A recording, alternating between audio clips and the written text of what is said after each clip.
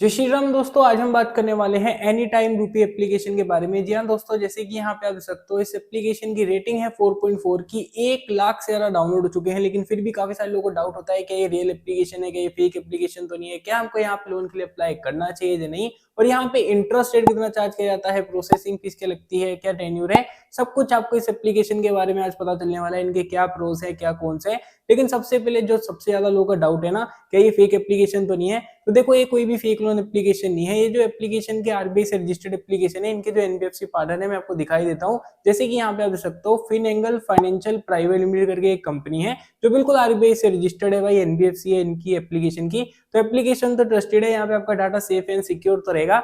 लेकिन आपको पता है एप्लीकेशन के प्रोज एंड कॉन्स है, वही आज हम डिस्कस करने वाले हैं। लेकिन सबसे पहले बात करते हैं यहाँ पे आपको लोन अमाउंट कितना मिलता है। तो इन्होंने मेंशन कर रखा है यहाँ पे आपको 2,000 रुपए से लेके 30,000 रुपए तक का लोन देखने को मिल सकता है। लेकिन ऐसा नहीं है कि मिल ही जाएगा, लेकिन इतना मिल सकता है, ठीक है। और यहाँ पे जो एलिजिबिलिटी क्राइटेरिया में जो आपकी मिनिमम एज होनी चाहिए वो कितनी होनी चाहिए, इन्होंने मेंशन कर रखा है। जो आपकी मिनिमम एज है वो 21 साल से ज्यादा होनी चाहिए। एंड जो आपकी मंथली इनकम है, आप चाहे सैलरीड हो चाहे सेल्फ एम्प्लॉयड हो, जो आपकी मंथली इनकम है वो 25,000 रुपए से ज्यादा होनी चाहिए। एंड यहाँ पे जो आपके डॉक्यूमेंट्स लगते हैं इन्होंने पूरा बता रखा है। आपका आधार कार्ड लगेगा, पैन कार्ड लगेगा, कुछ सिनेरियो में आपकी बैंक की स्टेटमेंट भी मांग सकते हैं। बाकी अगर आपको पूरी जानकारी जाननी है तो ये देख सकते हो, इन्होंने खुद मेंशन कर रखा है कि क्या क्या ये चीजें मांगते हैं, जैसे रेफरेंस का कॉन्टेक्ट हो गया, ये सारी चीजें आपसे मांगते हैं, जैसे कि यहाँ पे आप दे सकते हो। लेकिन ये तो इन्होंने बस अप्लाई का बता रखा है। लेकिन यहाँ पे इंटरेस्ट रेट कितना चार्ज किया जाता है, इंटरेस्ट रेट इन्होंने ना बड़ा अलग ही तरीके से मेंशन कर रखा है, क्योंकि मैंने इतनी ज्यादा एनबीएफसी एप्लीकेशन का रिव्यू करा है, उन्होंने ऐसा कभी नहीं बताया। ये कहते हैं कि आपको ना 0.1% का इंटरेस्ट रेट लगेगा और 1% का आपको इतना कम, लेकिन पर डे का। जी हाँ दोस्तों, यहाँ पे एक दिन में जा तो आपको यहाँ पे 0.1% का इंटरेस्ट रेट लगेगा, एक दिन में जा लेगा 1% का। और यहाँ पे जो आपको टेन्यूर मिलता है ना वो भी ज्यादा नहीं मिलता है। इन्होंने बता दो रखा है 90 डेज से 120 डेज का मिलेगा। लेकिन इसकी मैं रियलिटी बताता हूँ, एप्लीकेशन तो रियल है, लेकिन यहाँ पे जो टेन्यूर मिलता है ना ज्यादातर 14 डेज से लेके 30 डेज तक मिलता है। और इंटरेस्ट रेट यहाँ पे देख सकते हो, जा तो 9% लगेगा, जा तो 90%, जिस हिसाब से इन्होंने बता रखा है। डिपेंड करता है, अगर मल्टीपल लोन आपके ऊपर चल रहे हैं, हाई रिस्क प्रोफाइल में आते हो, तो भाई यहाँ पे इंटरेस्ट रेट ज्यादा चार्ज किया जाएगा। और सेम चीज प्रोसेसिंग फीस पे है।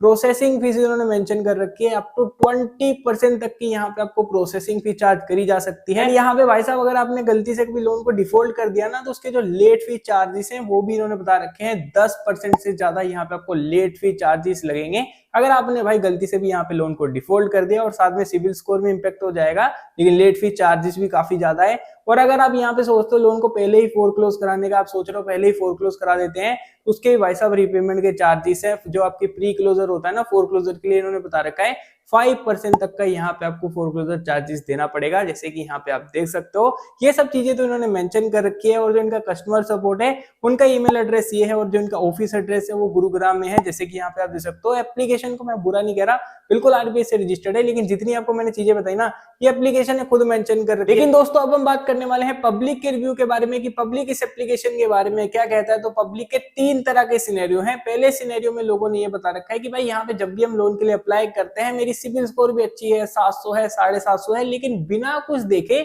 ये जो मेरी एप्लीकेशन है उसको रिजेक्ट कर दे रहे हैं, पता नहीं इसमें क्या ग्लिच चल रही है, ऐसा काफी सारे लोगों ने बता रखा है। ये पहला सिनेरियो, ठीक है। ज्यादातर मतलब यहाँ पे समझो ज्यादा लोगों की जो एप्लीकेशन है वो रिजेक्ट ही कर रहे हैं एप्लीकेशन वाले, पता नहीं उनको कोई इश्यू चल रहा है, कोई ग्लिच चल रहा है। लेकिन जो दूसरा सिनेरियो उसमें ये है कि यहाँ पे लोन तो मिल जाता है, लेकिन जो टेन्यूर है ना वो केवल 14 डेज का है, 30 डेज का है, और उसके ऊपर जो इंटरेस्ट रेट है वो ज्यादा है, जैसे मैंने आपको पहले ही बताया 0.1% से 1% का पर डे का इंटरेस्ट रेट लोगों ने बता रखा है यहाँ पे ज्यादा है। प्रोसेसिंग फीस भी ज्यादा है, और जो टेन्यूर है वो केवल 14 डेज का है या 30 डेज का है, 3 महीने का, 2 महीने का यहाँ पे आपको टेन्यूर ज्यादा लोगों ने बता रखा है नहीं देखने को मिल रहा है, ठीक है।